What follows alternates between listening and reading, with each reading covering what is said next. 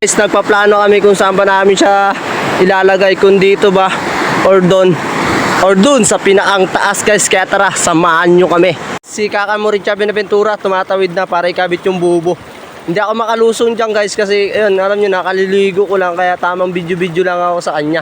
So ayan dyan guys, dyan po siya magkakabit ng bubo. Napakalakas ng agos dyan guys. Ayan. Sana guys may mahuli bukas para na may pang ulam-ulam. So ayan guys, tapos na sa unang bubong ikakabit. Sunod naman ay yung pangalawa. Kaya tara, samahan nyo kami. Let's go! So ayan naman guys, pangalawa na yung ikakabit nating bubo. Saan may kakabit dyan pare? So ayan dyan guys, dyan na lang daw niya ikakabit.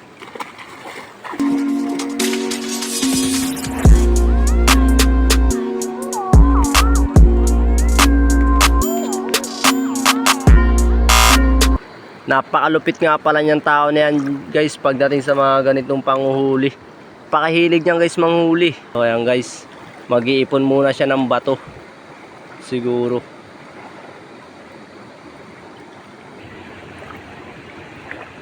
"24 hours later." Good morning.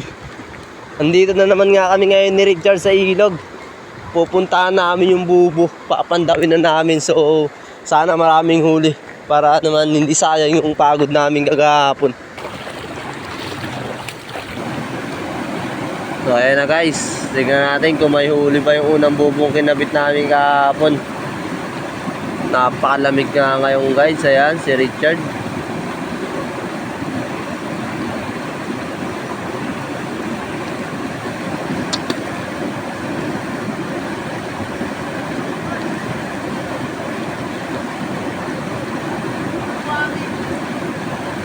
So ayan guys, puro daw buhangin.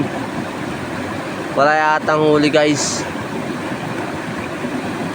So ayan guys, yung pangalawa. Mayang huli yung una guys.